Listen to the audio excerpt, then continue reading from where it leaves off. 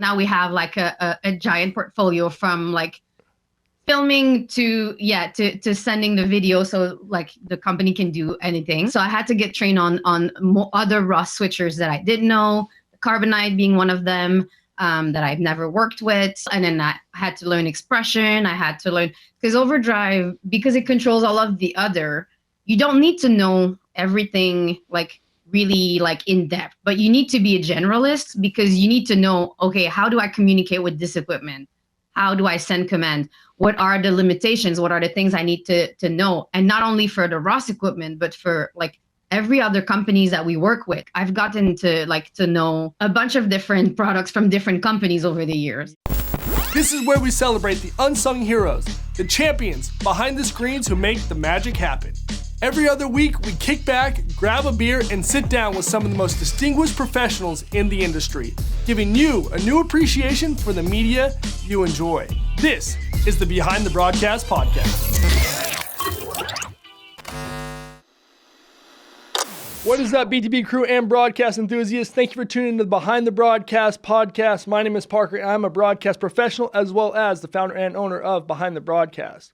While I know a lot about broadcast, I am no expert.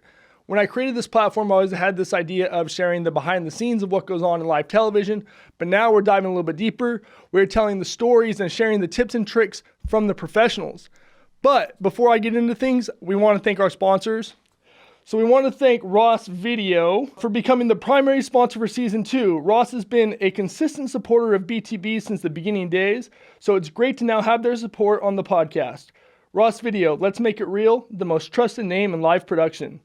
We want to thank Cinema Stories / Grateful 8 Studios for providing us with this location in Dallas, Texas, and setting up the tech to stream our guests live all the way from the UK. Today's guest brings a truly global perspective to live production. She's a French-Canadian now based in the UK with deep roots in automated broadcast workflows. She spent 6 years at CBC Radio Canada working inside automated control rooms before joining ROS as a trainer and specializing in switchers and automation, specifically overdrive. Today, she works across Europe and around the world helping broadcasters design smarter and more efficient live productions. And when she's not building the future of broadcast, you'll find her at a concert, singing karaoke, or relaxing with a book, usually alongside her 2 cats. Hey, Andie, what's up? Hi, Parker. Thanks for having me. Yeah, thank you for joining us. I know it's not ideal to be on a video chat, but we're making it happen. And especially the time difference. What time is it there? So it is 4 p.m. over here. 4 p.m. All right. So I'm not interrupting dinner just yet. No, not yet. Yeah, it's about 10 a.m. here, so I just had my morning coffee, and so I'm ready to go. And you're at the end of your day, so we'll keep up the energy and we'll really get into this thing. So, Andie, I said you are a ROS Video Senior Solutions Specialist. Kind of tell us a little bit about what that is. So it's a lot of words essentially, but what that means is I'm helping design and consult on the systems for automation. So we'll have a big team that will do drawings and architecture of the system. But when it comes to overdrive, which is our automation system that can assist and control a lot of different equipment in the control room, that's where my specialty is, because I used to work a lot with those equipment. So essentially, working with our customers when they tell us, hey, we want to automate, where do we start? And then we can just start the conversation. Oh, that's really interesting. Especially with the automation, it seems like that's kind of where a lot of broadcasts and networks and things like that are going in that direction. Can you tell me a little bit about some of the more recent jobs you've been a part of? And then we'll kind of get into your story after that. Yeah, so definitely recently a lot of customer meetings and demonstration.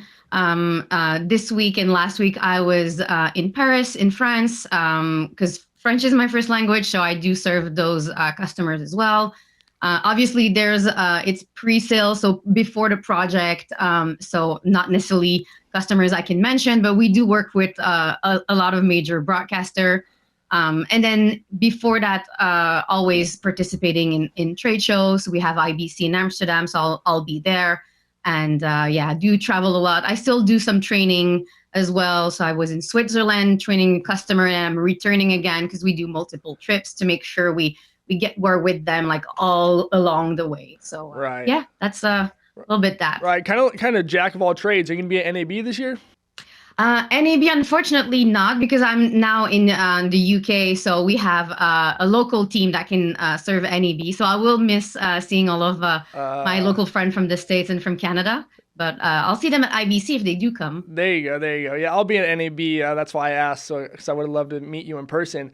But that's all right. So it sounds like you're very busy. And so, maybe let's just kind of bring me back to where all this started. Where did your passion for broadcast begin? Where did you start getting involved in technology and automation and all those different things? So my mom told me that when I was young, maybe like 5 or 6, I would always go watch behind the TV to see where all of the cartoon characters would go. And I was really obsessed in understanding where do they go.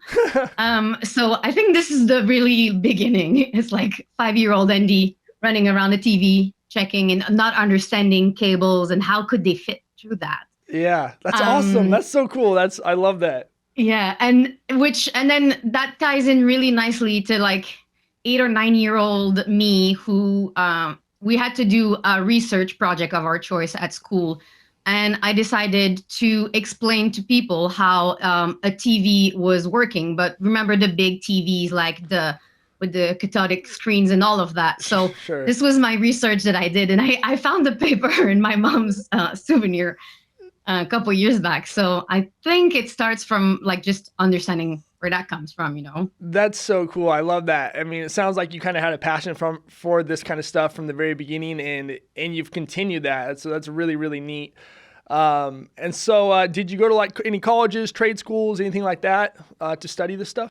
Yeah, so I went to I guess it would be the equivalent of a college. So in Quebec, it's called a cégep, so just before university. So after we finish high school, and they have a technical program for production and post-production. So that's what I did, which luckily was in my hometown. So that was like really easy. But they do have like exams for you to get in. So you have to have good grades and be a good student. So anyone listening that's thinking of doing that, like stay in school, study, do your things. Yeah. Before you go to apply to those schools. Yeah, exactly. What was it called again, just so people could hear it one more time? So the program is at the Cégep de Jonquière, and it was called, that'll be in French, so which is fine. So it's ATM for Art et Média, Art et Technologie des Médias. So that was the program. They changed it now because they've included a little bit more of the newer technology, but still is the same location for that. Very cool. Very cool. So is that kind of where your networking began, was in that college? And that's kind of like where it kind of led you to getting work outside of out of college? Yeah, definitely. This is a lot of hands-on classes that we would have, and we also had the opportunity on the weekends to go and borrow cameras and lighting equipment and to do our little productions with just all of the other like students. So it was a really cool place to start and then to explore. And for me, I like to do all of the like on-site filming, but my real thing that I really liked was being in front of a switcher and then like starting to switch shows. So that's really there. And then of course we would get to know, okay, so this is the director that I like working with. Those are my camera crew that I like to work with. So we would try to be in teams together and do like cool projects. And then of course you meet them later on. Yeah, that's so funny you say that, because I kind of had a similar experience in my college. I went to Cal State University Northridge, which is a school in Los Angeles, and I studied cinema, television, video arts. And we kind of had the same program where like it was all different classmates, and you kind of grouped up in teams, and you did different little productions, and then you found who was the TD, the director, who was the better camera guy, who was this, or camera woman, or there was art department, there was all these different things, and that's kind of where my passion kind of really began too, is just in those classes. And that's a great way to get experience and start in this industry and get your hands on the equipment. So that's awesome. That's kind of how you did it too. Yeah, and we had also like a journalism program as well. So we would like collaborate with them to do like news production. So because obviously when you're interested in tech, you may not want to be in front of the camera. So Yeah. it's nice to have people who do, and you get to also make mistakes with everyone and not feel bad. Unlike if you start like in a real like TV studio as a first job, that would be stressful, I think. Yeah, no doubt, no doubt. I don't like being on a Yep. camera right now, so yeah, it's very stressful. So, what were some of the early jobs that you began with out of college? So after college, we had an internship, and I started at a TV station for my internship. However, that TV station closed. So for the summer, everyone was continuing doing like a vacation. They were replacing people while they gone vacation, and I was just stuck with no job because they announced in the summer that TV station was closing. So I had to pivot, but then I found a job as a production assistant. So nothing technical. I would run errands. I would cut vegetables. I would cut cheese and then do the food, all of that. But I was in a TV studio, and it was a show similar to Dancing with the Stars, but the Quebec version. So Le Match des Étoiles, where they would do like the dancing and the rehearsals. And during rehearsals, I would go to the control room and I would ask the TD to explain to me his switcher. What are you doing? And then he would let me, like, as the season went in, like he would let me. Oh yeah, you can do this one. Okay, I'll leave you to play on this one. So yeah, I Yeah, was really that's so into it. Like cool. I want to go and work in that. That's awesome. That's so good.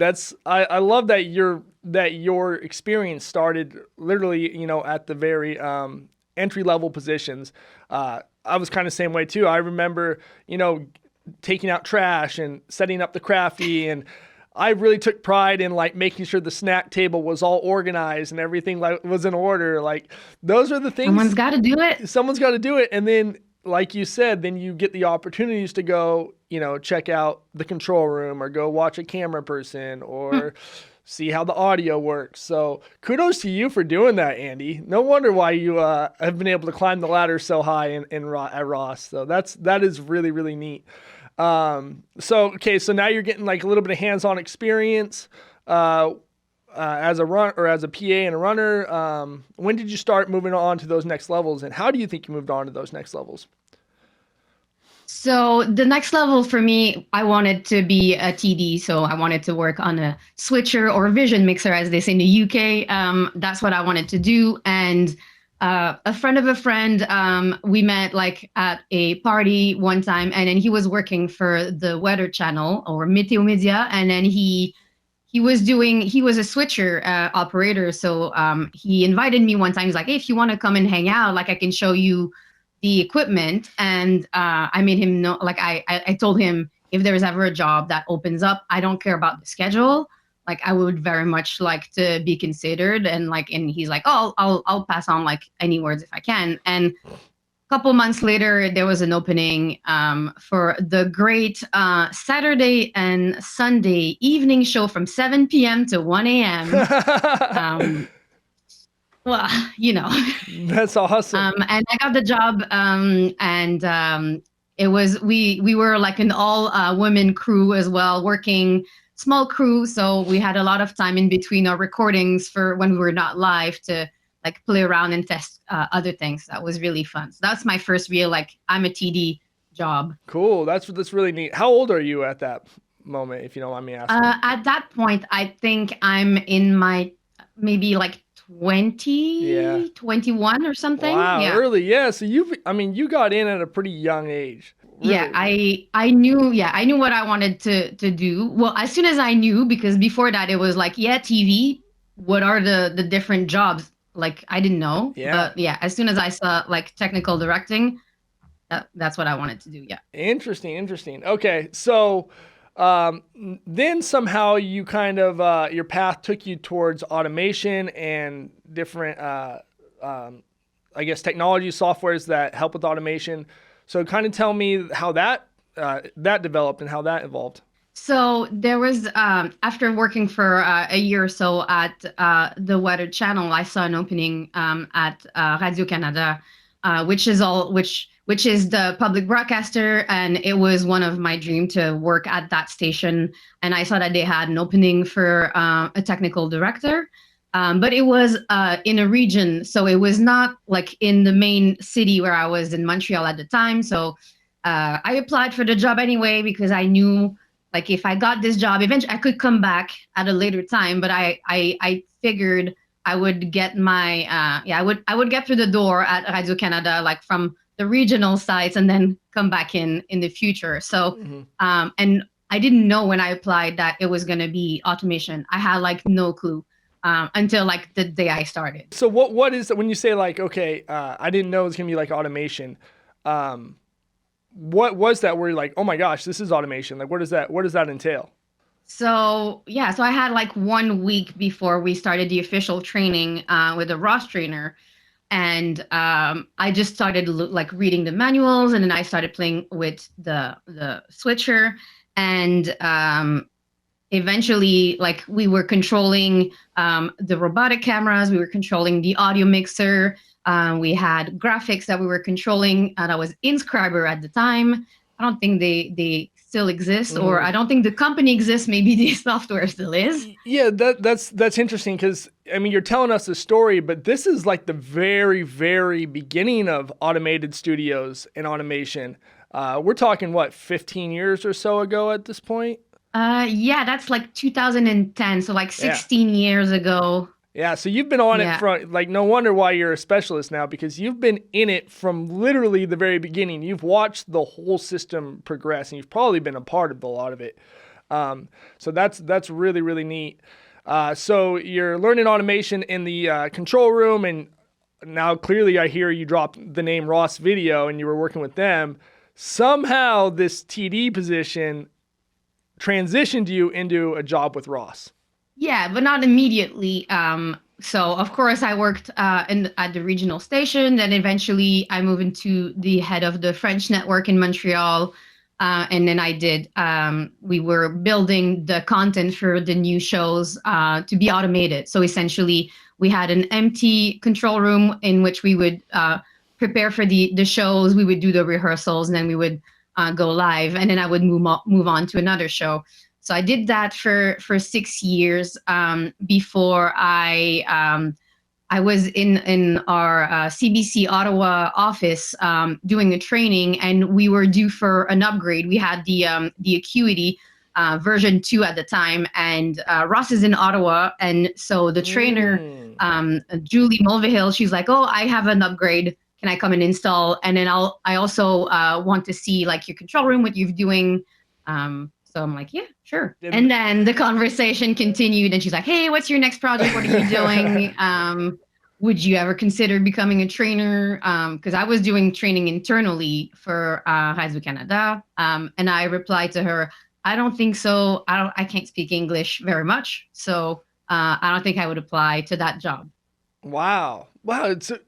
That is even like really impressive that English, you didn't grow up speaking English, because your English is so good right now. Like, I would have never guessed that that's a second or third language of yours. Thank you. Well, that's one thing as well that Julie was saying. She was telling me, you will have an accent in English regardless of where you're from. And she told me, you don't learn English, you catch English. And believe me, if you start working, you'll get it. So I decided to apply, and then I got the position, of course. Yeah. Perfect. Congratulations on that. And that was about 10 years ago, because I believe you just hit your 10-year accolade at Ross. Yes. Yeah. September last year. Yeah, it was my 10-year anniversary at Ross. So wow, pretty cool. Congratulations on that. Kind of let's go back a little bit though, when you started beginning at Ross and your training and things like that. So tell me, how you went from becoming a trainer then to climbing that Ross ladder, and what all that was all about. So the training, of course, I didn't know just the Ross equipment. When I had my system, I was working with other vendors, other companies. with my automation system. So I had to get trained on all of the Ross portfolio. Luckily, 10 years ago, it was not as extensive as it is today because Ross purchased more companies and developed more products. So now we have like a giant portfolio from like filming to sending the video so like the company can do anything. But so I had to get trained on other Ross switchers that I didn't know, Carbonite being one of them, that I've never worked with, that I thought was really cool. And then I had to learn expression. I had to learn because Overdrive, because it controls all of the other, you don't need to know everything like really like in depth, but you need to be a generalist because you need to know, okay, how do I communicate with this equipment? How do I send command? What are the limitations? What are the things I need to know? And not only for the Ross equipment, but for like every other companies that we work with. So we're not like, of course, if it's Ross, it's easier. I can ask my colleagues, but I've gotten to know like a bunch of different products from different companies over the years. Yeah. So, which is then probably why they offer me a position as the senior specialist for the solutions because of all of the background. Exactly. Yeah, it's so well-rounded and so much experience in so many different applications and different softwares and tech and gear and all those things. So it's no wonder why Ross brought you on as their senior solutions specialist. Go a little bit more about what you do and like, so you're traveling around the world. Is it like a news network or something that would come to you or come to Ross and they say, hey, we want to build out a studio. Who can you set us up with that can help us design this? Is that kind of how that works? And then you work with like an architect and you kind of help with all the tech that's involved with that? Yeah, there's different processes depending on countries as well. Some places they'll have like a public tender to which our team will look at and see if we fit the requirements, and then to say can our solution work for the project that this studio is going to do. Other times it's if it's a smaller project or in other countries they have different rules. They'll come to one of our sales member and they'll say, hey, yeah, we're building a new studio. What can you do for us? And then we'll build. In our system, we'll build a full Ross ecosystem. And then the customer sometimes will go, well, I already have this equipment. I don't want to change it. So we'll go, okay, yes, we support it. Or if we don't support it, what can we offer? And then we go from that point to start discussions. Okay, that's I got you. Okay. Now I'm really starting to see what a senior solution specialist is. Very neat, very neat. So what do you think is your favorite part of the job of being your senior solution specialist? I think it's the access to all of the different control rooms in all of the different stations all across the world, and to see how people are able to produce content with. Sometimes you'll see super creative ways, and sometimes you'll see big budget, sometimes you'll see small budget, but like you can never guess until you walk in, like, how are they producing? You have an idea, like they'll have cameras, of course, they'll have a graphic system, they'll have something to play videos, but there's like, every site is different, even though we have like, oh, it's a similar to the other one. That's not true. Everyone is different. Every TD wants to do their own little thing and put their little spices. So Sure. That's my favorite thing, is to meet the people and see how they produce their content, which is a little bit similar to why you're doing the podcast and why you're doing kind of broadcast, to learn how things are done. So Yeah. No, and that's kind of cool too. It seems like it's always a little bit of a puzzle for you too, that, they present you with a challenge, or they present you with, a project, like you said, and you have to kind of figure things out. Hey, how can we work this thing out? How can this work with this? So that probably keeps your job more fun and just changing things up a little bit. It's not so mundane. You're not repetitive every day doing the same job. yeah, the solutions in the senior solution is really important, because we have a problem, we need to fix this to find a solution. So that's how I should describe my job from now on. Like, people come up with a problem and I'll find them the solutions. There you go. That's really good. All right, so Andie, what's like your future goals within Ross? Where do you see yourself next, like 5 years with Ross, 10 years? So because I've just moved into this role, I definitely want to explore all that it has to offer.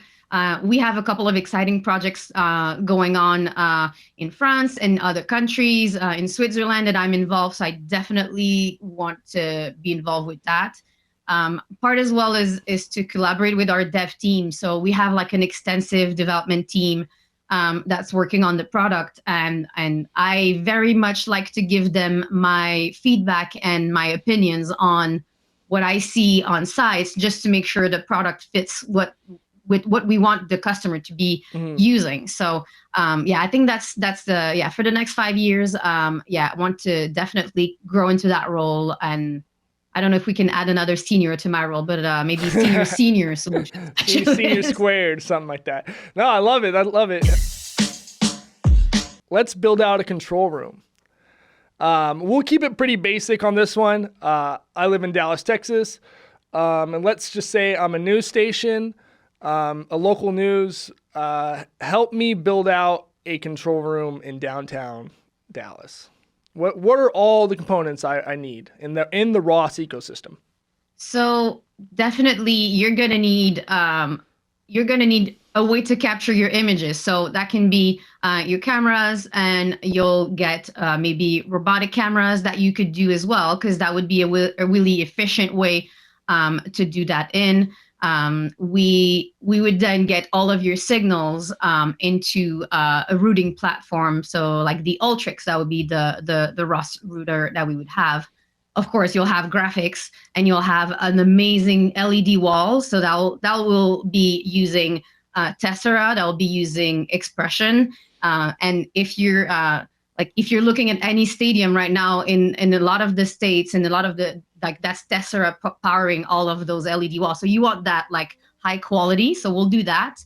And then I'll definitely suggest audio, because that would be nice to hear what your guests have to say. Sure. So we have acquired recently Llama, which is a software-based audio company, and they also have like an auto mix function that's really cool, that you can adjust based on who speaks, who has more importance in the set. So we'll do that. And of course, all of that will go into a ROS switcher. We'll go with the latest one that we have, which is the Carbonite HyperMax. So I'm thinking we'll give you three cards to do your MEs and your scenes, and all of that. And definitely you want to plan your show ahead. So you could do Inception News, where you can create your content and include all of your elements to plan your show. So you'll put your technical elements with your editorial content together. And of course, your technical elements will come from Overdrive. That goes without saying. And add your graphics. You can do your timing information in.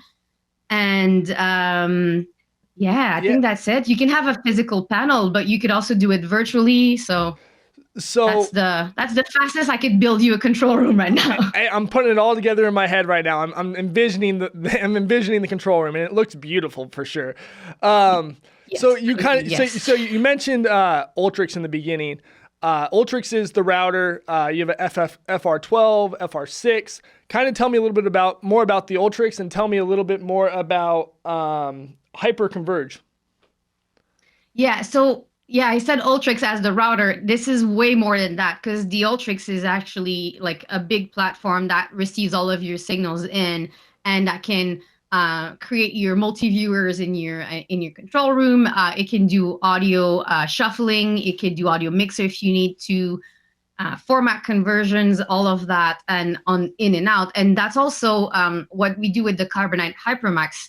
We have inside of the Ultrix frame, we'll have blades. So some of them will be your inputs. They can be SDI. You can have a blade for your IP signals in 2110. And then we can include blades that will be what we call SDP, Software Defined Production Engine, if you want to go in the weeds. And that essentially is a switcher. So one blade will be one ME.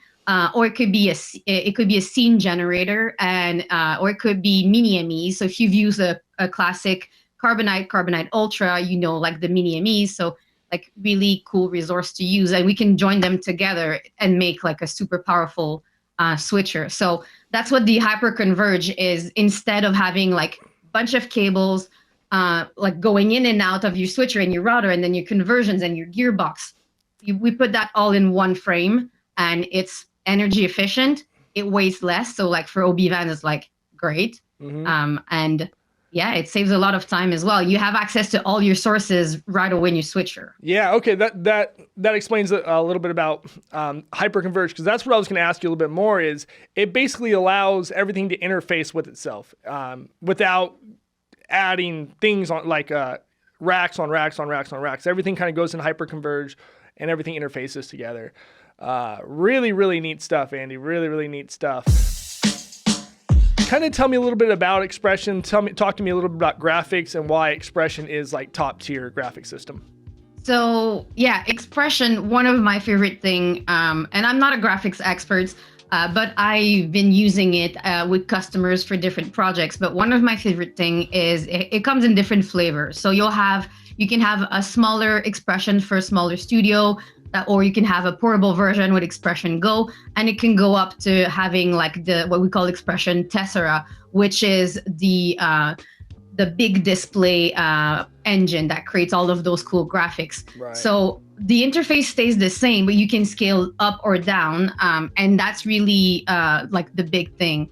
Also, it has unlimited layers, and I say unlimited because of course, like there is limits, but like you don't have like a front and back in the middle. You have whatever the numbers you want to do. So it's really easy to organize your shows. And then if you create a new graphic 5 years down the road, then in your graphics package, and you're like, oh, it needs to go between my bug, but on top of my my lower third. Okay, well, in Expression, you can just like add the layer in between, and then like that's done. No need to redo everything.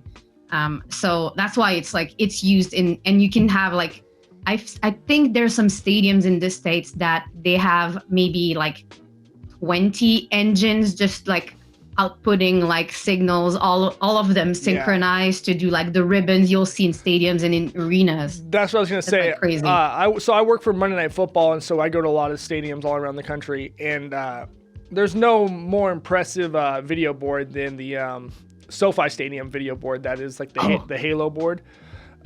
So cool. Yeah, and I know that is all Ross Tessera. I'm gonna name drop someone real quick. Andrew Leahy. You ever work with him?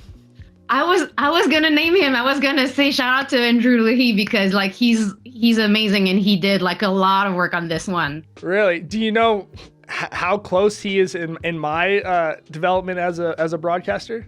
No. When I was in college, Andrew was like the engineer / producer / main dude who built out this little Sprinter van 15-20 years ago in California.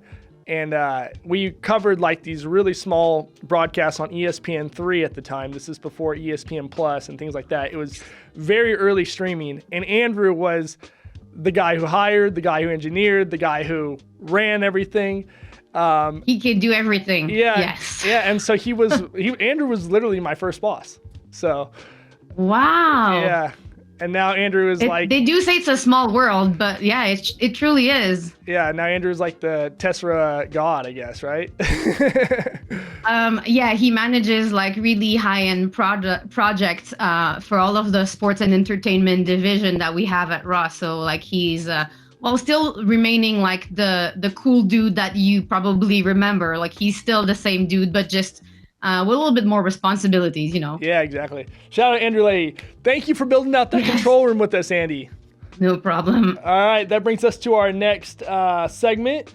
It's called The Future is Now. Maybe you know where I'm going with this, and it's about automation. Broadcast is continuing to evolve, and if you don't evolve with broadcast, you're just going to be left in the past. Talk to me. Let's go real in depth on automation. Let's talk about specifically cameras like the Artimo, and then automated broadcasts. So what we're seeing right now, and of course the trends, because people are planning their projects a couple of years in advance before they are actually on air with that. What we're seeing is, of course, more and more content, sometimes with the same amount of people in the control room, or in the studio, in the TV station. So we're seeing the need to do even more with less or same resources. So automation fits really nicely for that. And yeah, you mentioned Artemo. This is our free roaming robot, and she's really cool. I think it's a she because she looks so gracious when she goes around. Suspensions on the wheels as well, so like you won't have all of the bumps in the shots, which is really cool. And it could do like jib like shots, so it's really nice to include that in the studio. And also free roaming, so you can really get whatever the shot that you want to have. And with the automation, of course, we'll be able to control the camera movements, and we'll be able to control the camera position. So everything that the equipment can do, the automation allows you to do a symphony in session, essentially. You'll control how fast is the camera going? When do I open the lights? Let me start the music. Let's fade the fader a little bit. And then we'll do a graphic. We'll do a sequence and a change. So the automation is really good at doing complex sequence of event. And you leave the creativity to the human. And then the robot, the automation, will do the same thing always. So your favorite sequence, for your opening, you build it once, right? Regardless of who operates it, you'll have the same results. That's one of the things we hear a lot is people want the consistency, but sometimes the skill can be unequal. So automation can help with that. Right. So I'm wondering, so is it like presets that you can set up for these Artemo cameras then, where, like you said, if you have the same beginning to every news open, you just have that preset set up, and then it's literally someone just keying that or triggering that preset? Yeah. So what we'll do specifically, let's take the example of a news show, because that's where we see a lot of the automation popularity. We'll have in our newsroom system, so like Inception, we'll have all of the different steps that we want to do for the opening sequence. And then you build that, you practice it before, and then every day you can just copy and paste and reuse that. And when you have your, in Overdrive, you'll have a rundown, and then you'll have all of the steps. So, and then you can trigger them automatically. So if you have a sequence that's just like a little camera movement and then zooming in to your studio, you can automate that. And then after that, then you can take manual control. Then you have the option to manually cut your camera. So it's not taking over. It's just allowing you to do like, okay, I want like something perfect. I'm pre-building that. Then I want the manual, and I want like to be quick. Then this I'm doing manually with the system. Right. So do you think, or let's say in the last 3 years, let's say 3 years, what do you think the percentage of studios is that are moving towards this modern type of automation with robotic cameras and things like that? So definitely every news station will have some form of, not necessarily automation, but optimization, because news is really important. You need to produce a lot. Some places, some stations, they're required to produce news to maintain their licenses. So, but news is also a lot of requires a lot of people, a lot of equipment. So if you need to have some efficiency for there. No, that's a really good point. And I think just with the expansion of social media and things like that, a lot of people get their news from social media outlets and other things. And I feel like the news isn't bringing the viewership, selling the sponsorships like they used to be. And so with that comes not as much budget to be able to budget and use on crew and things like that. So I think this is, again, it's just the way that the industry is evolving and the way the world is evolving, where, you know, if you kind of have to cut costs and save money on crew and on tech and on different gear, like this is a really, really good solution where, you can have less people doing the job and at a much lesser cost with the equipment involved. Yeah, exactly. That's what we see a lot is you mentioned the social media. You'll also need to produce video from the social media, and all of the big news outlet, they will also have their Facebook, their Instagram, their TikTok, their YouTube. So that's video being produced. That's not done necessarily with like a phone. Sometimes you'll have like a second broadcast that's done with a different format then that's not going to like the traditional TV, but it still requires people. It still requires time and research. And so, yeah, it's a little bit more intensive now to produce. But then, yeah, some places where it's ad revenue, well, there is a specific amount of money for the ads, and then they just diversified. It used to be everything goes for TV commercials. Nowadays, it's TV and internet, and then social media. So yeah, everyone wants a piece of that pie. So you want to make sure you can be where they want, but also it costs a lot more to produce multiple broadcasts a day for that. Really, really great point, Andie. Take me through all the steps of how you go from an idea to the end product of a control room. So, of course, it will start with meetings and a lot of questions. So we'll have questionnaires that we'll send to discuss with the customers what is the project and what's the timeline and what is the requirements, what equipment do you currently have, what are you keeping, what are you changing. So there's like what we call the discovery phase. Right. Let me stop you on that because I think it's really important to know that the ROS ecosystem is amazing, but one of its best features about it is that it interfaces with other ecosystems, correct? Yeah, for sure. Most of the products will work with other companies. We're a friendly Canadian company, as we like to say internally. So yes, we'll work with any friendly vendors, and you can't you can't make the decisions for the customers if they have an equipment that they paid a lot of money, they want to continue using.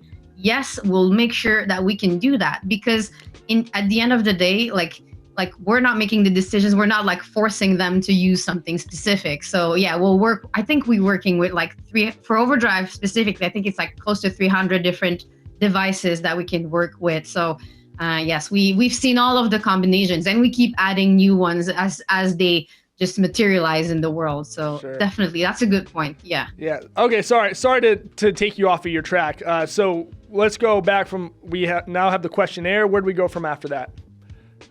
So after that, we'll do like a design drawing of what would be like a first version of all of the connections between the equipment, all of the signals, all of the like image acquisition. Okay, where does the video go from there to there, and the media asset management, and then it goes to the editing suites and all of that, and then the studio part, and then after that we can present that with the customers, make amendments.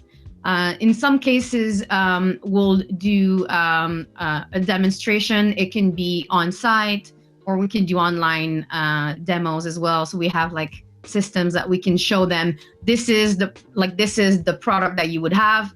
My specialty is Overdrive, so we'll have like an Overdrive system in the cloud.